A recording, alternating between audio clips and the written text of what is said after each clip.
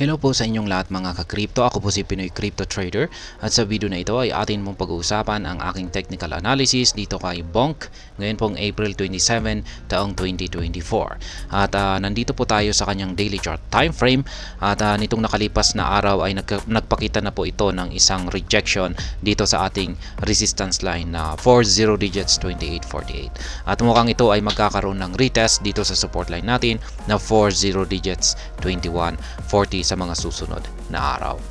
At ayan, bago po tayo magpatuloy ay nais ko lamang po munang bigyang linaw ang aking disclaimer kung saan ang nilalaman po ng video na ito ay hindi po ito isang financial advice.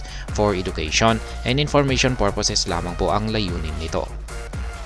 Maliban po dito ay nais ko na rin pong magbigay babala na wala pong kahit anumang group chat ang Pinoy Crypto Trader.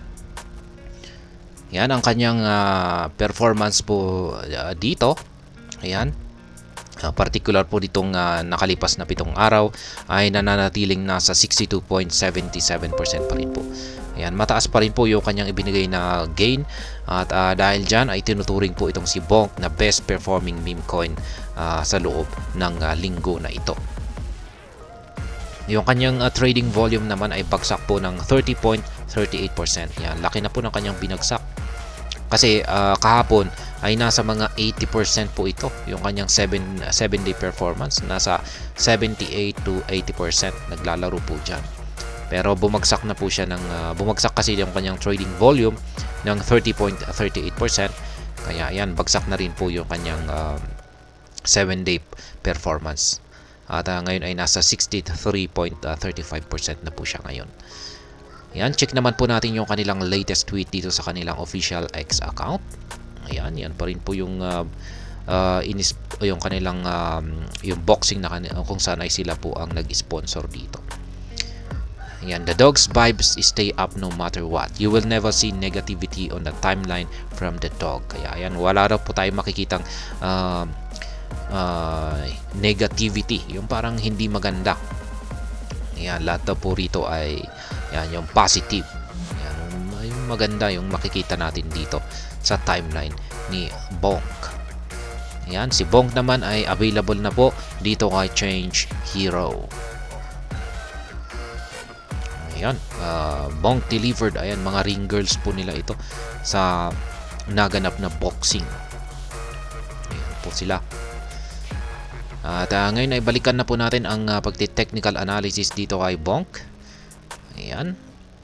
Yung ating signal pa rin po rito sa ating dalawang indicators ay nananatiling bullish. Ayan. Kulay green yung ating Hallswitch indicator. Bullish na bullish yung signal natin dito at ganun din po yung ating QQE mod indicator dito sa ibaba. Kulay blue. Kaya magkatugma po sila.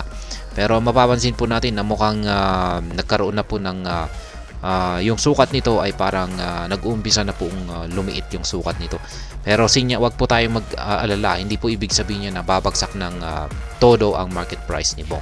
Magkakaroon lamang po siya ng isang retest. Yan, pansamantalang pagbagsak kasi ang laki po ng inangat po niya rito. Yan, mula po rito, ayan, noong April 19, ayan, ay umangat po siya ng napakataas na presyo hanggang dito, April 25. Kaya syempre, kailangan po niyang huminga or kailangan po muna niyang mag-relax para mag-recharge ng kanyang puwersa para magawa po niyang magpatuloy sa kanyang pag-akyat. Kaya yung aking analysis dito, ayan, babagsak po siya dito para magkaroon ng retest dito po sa support line natin na 40 digits 2140. Ayan.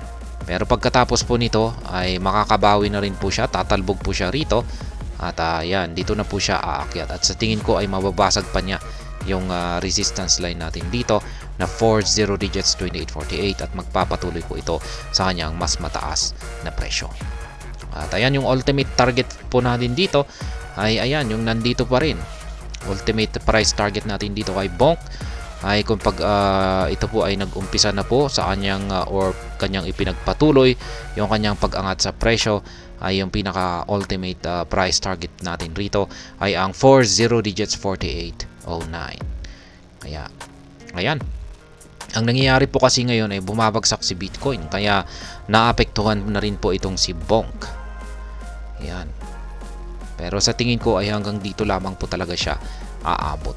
Ayan, kasi napaka-bullish naman po yung ating mga indicators dito. Ayan. Yan po yung aking analysis dito. Pagdating po sa pag-i-spot trading naman po natin rito, ay ayan, dapat yung nabili po natin dito ay nakapag-take profit po tayo rito. At ngayon nababagsak na naman po siya rito, ay pwede po tayong bumili ng kaunti rito. At syempre, maglagay na rin po tayo ng buy pending order natin dito sa 40 digits 1452 kung sakaling baka hindi mapigilan ng support line natin dito ang pagbagsak ni Bong, kasi may posibilidad pa rin po yan na mababasag niya yan at babagsak siya hanggang dito sa sunod na support line natin dito. Pero ayan, masasabi kong mababa naman po yung chances, mga 40% na mangyari yung kanyang pagbagsak dito.